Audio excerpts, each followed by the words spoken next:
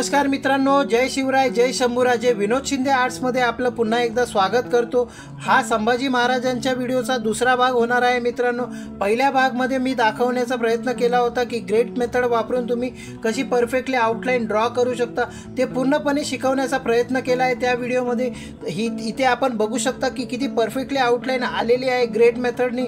जर हा व्हिडिओ तुम्ही स्किप केला असेल, अजूनपर्यंत बघितला नसेल, तर ह्या व्हिडिओची लिंक मी डिस्क्रिप्शन बॉक्समध्ये देऊन टाकेन. तिकडनं तो व्हिडिओ बघू शकता आणि तुम्ही पण great method step by step मी जसं डिस्क्राईब केलेलं आहे त्या व्हिडिओमध्ये, तसंच तुम्ही अशी परफेक्टली आउटलाईन बनवण्यासाठी तोच मेथड वापरून तुम्ही परफेक्टली आउटलाईन बनवू शकता मित्रांनो. तर हा व्हिडिओ दुसरा भाग होणार आहे आणि या दुसऱ्या भागामध्ये मी ह्या रेफरन्स इमेजला कलर करून दाखवणार आहे मित्रांनो.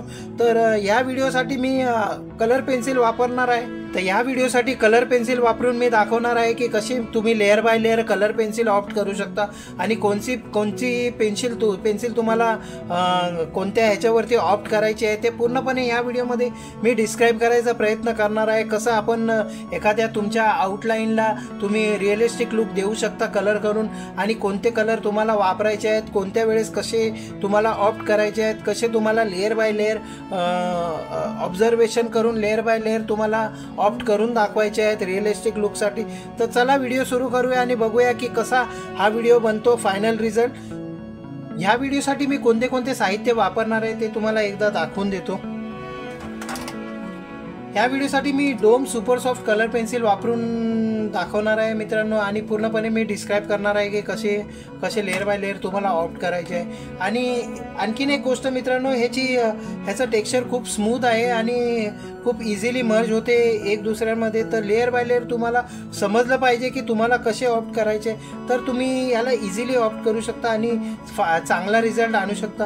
आणखीन एक दुसरी गोष्ट मित्रांनो, ही खूप चीप आहे. 250 रुपीजला मार्केटला इझिली अवेलेबल होते आणि हे 24 शेड्स आहे मित्रांनो. तर ह्याच्यामध्ये स्किन टेक्स्चर पण आहे. इथे बघत असाल तुम्ही, स्किन टेक्स्चर पण ह्याच्यामध्ये अवेलेबल आहे. दुसऱ्या पेन्सिलमध्ये मला वाटत नाही की फेबर कॅस्टलमध्ये वगैरे स्किन कलरची पेन्सिल अवेलेबल असते, कारण ह्याच्यामध्ये अवेलेबल आहे आणि ह्याची कॉस्टिंग खूप कमी आहे. तर मी बोलतो की जर तुम्हाला रिअलिस्टिक आर्टवर्क बनवायचं असेल तर इकडे साईडला मी आर्टवर्क माझे दाखवलेले आहेत बघा. मी ह्याच पेन्सिलने ऑप्ट केलेले आहेत आणि ह्याच पेन्सिलने रिअलिस्टिक आर्टवर्क बनवण्याचा मी प्रयत्न केला आहे मित्रांनो. तर तुम्ही इझिली बाय करू शकता ही, आणि खूप चीप अँड बेस्ट पेन्सिल आहे. हायलाईटसाठी मी मित्रांनो इथे रोली जेल पेनचा वापर करणार आहे. जिथे पण मला हायलाईट करायची वेळ येईल तिथे मी हा रोली जेल पेनचा वापर करणार आहे. आणि जिकडे मला फाईन टिपची गरज लागेल, कारण हे 0.5 टिप आहे याची, तर ही मी छोट्या ज्या डिटेलिंग असतात, जे आयब्रोज वगैरे किंवा बियर्डचे केस असतात ते सगळे ऑप्ट करण्यासाठी, छोटे ज्या गोष्टी असतात ते ऑप्ट करण्यासाठी मी जेल पेन वापरणार आहे जो ब्लॅक कलरचा आहे. तर हे सगळे टूल्स वापरून मी आज एक रिअलिस्टिक आर्टवर्क बनवण्याचा प्रयत्न करणार आहे. इम्पॉर्टंट गोष्ट मी सांगायचा प्रयत्न करेन मित्रांनो, जेव्हा पण तुम्ही आउटलाईन बनवाल आणि त्याच्यानंतर तुम्ही कलर करायचा प्रयत्न कराल, तेव्हा जे आउटलाईन जे असतात ते पहिले आपल्याला लाईटली रब करून घ्यायचे आहेत. तर त्याच्यासाठी मी इथे निडेबल इरेझर वापरणार आहे. कारण काय होतं मित्रांनो माहिती आहे, जेव्हा आपण कलर पेन्सिल ऑप्ट करायला जातो तर त्याच्यामध्ये ते पेन्सिलचे जे ग्रेफाईट पेन्सिल किंवा नॉर्मल पेन्सिल आपण वापरली असेल त्याचे पार्टिकल्स त्याच्यामध्ये मिक्स होतात आणि मग ते कलर व्यवस्थित जसे आपल्याला ॲक्च्युअल कलर पाहिजे ते कलर होऊ शकत नाही. त्याच्यामुळे हे जे उडलेले जे पार्टिकल असतात किंवा डस्ट असतात ते पेन्सिलचे, ते पहिले आपल्याला इरेज करून घ्यायचे आहेत.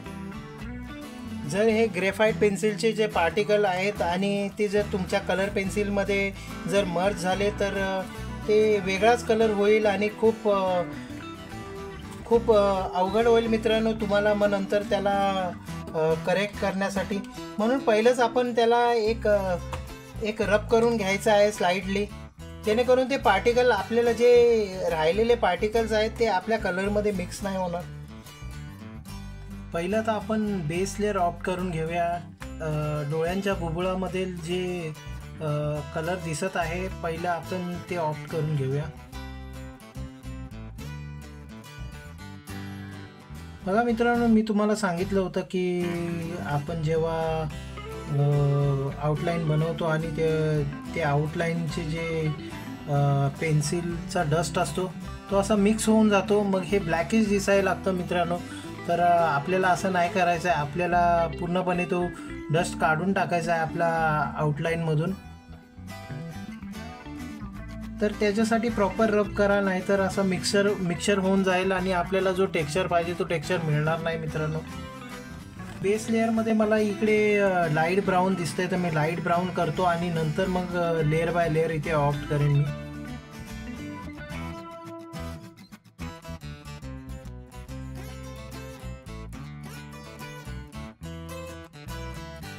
मित्रांनो, नेहमी आहे ना, जी लाईट पेन्सिलचा शेड असतो तो शेड करायचा प्रयत्न करा बेस लेअरसाठी. तर इकडे लाईट ब्राऊनचा शेड दिसत होता, तर मी लाईट ब्राऊन केला आहे पहिलं आणि आता मी डार्क ब्राऊन करत आहे इकडे. जसं मला रेफरन्स इमेज दिसतोय तसंच मी ऑब्झर्व करून त्या हिशोबानेच मी इथे ऑप्ट करायचा प्रयत्न करतोय. तुम्हाला पण नेहमी असंच काम करायचं आहे आपल्या आर्टवर्कमध्ये. जेव्हा तुम्हाला जर रिअलिस्टिक आर्टवर्क बनवायचं असेल तेव्हा तुम्ही पण असंच करा. तेही आर्टवर्क तुम्ही जेव्हा कलर पेन्सिलचा आर्टवर्क बनवता तेव्हा बेस लेअर लाईट असला पाहिजे. जो आपल्याला टेक्स्चर द्यायचा आहे तो लाईटपासून डार्क शेडकडे येणार नेहमी. बघा मित्रांनो, जिथे मला थोडासा व्हाईट टेक्स्चर पण वाटतोय तिथे मी व्हाईट करून टाकेन.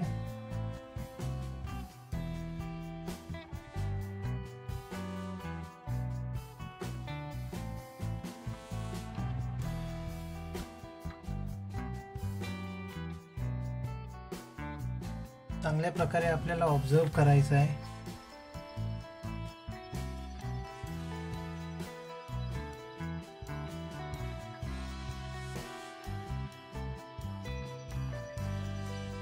केलेलं आहे मी इथे ऑप्ट केलेलं आहे. आता ह्याच्यानंतर मी रिफ्लेक्शन देणार आहे इकडे. तर आपण बाकीच्या डोळ्यांची डिटेलिंग करून घेऊ.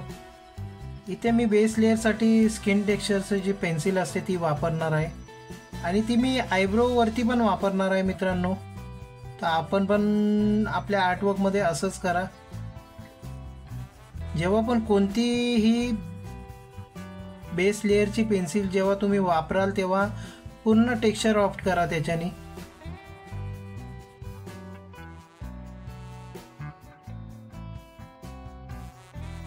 थोडंसं सेकंड लेअर ऑप्ट करावा लागेल, कारण आयब्रोमध्ये पण मला सेकंड लेअर दिसत आहे इकडे.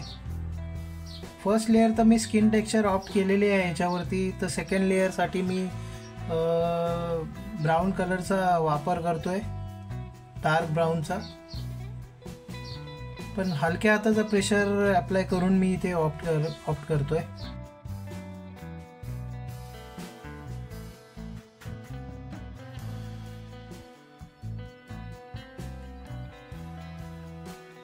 ज्या लेअरिंग आपल्याला दिसत आहेत ऑब्झर्व केल्यानंतर ते इथे ऑप्ट करायचे आहेत. रेफरन्स इमेजच्या हिशोबाने मला इकडे थोडासा ऑरेंज शेड पण दिसत आहे, तो ऑप्ट करून घेतो इथे. मित्रांनो, तुमच्या आर्टवर्कमध्ये जर तुम्हाला स्मूथ टेक्स्चर पाहिजे असेल तर तो नेहमी पेन्सिलला रोल करा. कारण जेव्हा आपण बेस लेअर करतो आणि बेस लेअरचे पार्टिकल जेव्हा सेकंड लेअरमध्ये मर्ज होतात तेव्हा रोल केल्यानंतर खूप स्मूथ टेक्स्चर मिळतो आपल्याला.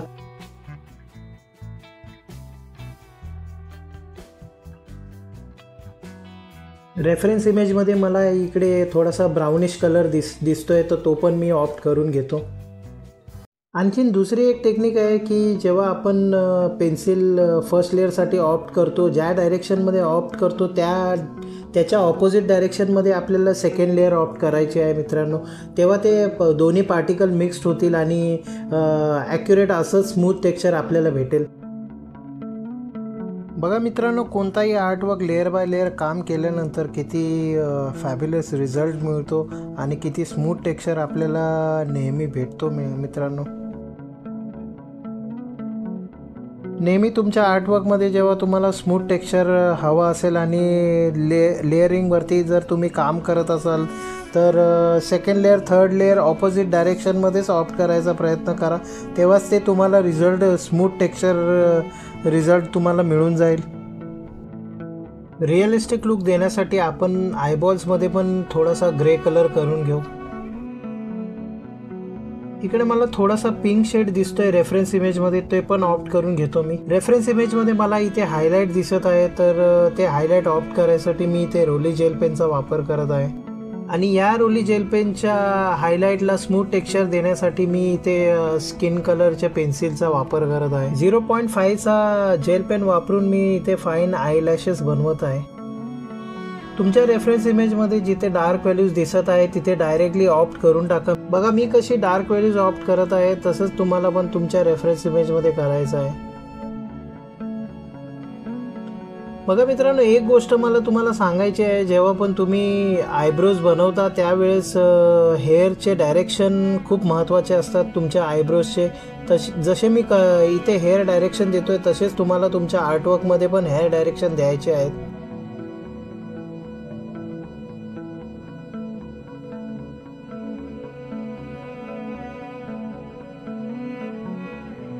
आयलॅशेस कंप्लीट झाल्यानंतर एक लेअर तुमचं स्किन टेक्स्चर असायलाच पाहिजे तुमच्या आर्टवर्कमध्ये. एक लेअर ब्राऊन केलेली आहे आणि एक layer skin colour pencil opt करत आहे इकडे. मित्रांनो, काही ठिकाणी मी व्हिडिओ फास्ट केलेला आहे कारण व्हिडिओ खूप मोठा होत होता आणि खूप वेळ पण लागणार होता त्याच्यासाठी. तर तुम्हाला कोणती जर डिटेलिंग समजली नसेल तर व्हिडिओला स्लो करा आणि स्लो करून बघा व्हिडिओ, तर तुम्हाला पूर्णपणे डिटेलिंग समजून जाईल मित्रांनो.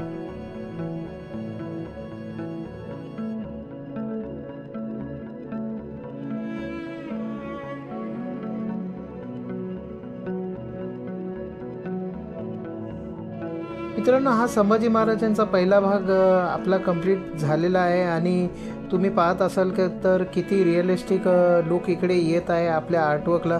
तर असेच व्हिडिओ पाहण्यासाठी चॅनलला सबस्क्राईब करा आणि लाईक करायला विसरू नका. व्हिडिओला जेवढं होईल तेवढं लोकांपर्यंत शेअर करायचा प्रयत्न करा मित्रांनो.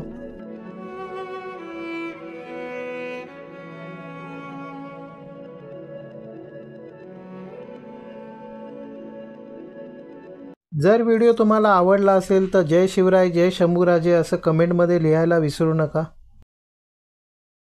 चला भेटूया पुढच्या भागामध्ये नवीन ट्रिक्स घेऊन संभाजी महाराजांच्या आर्टवर्कचा. जय शिवराय जय शंभूराजे.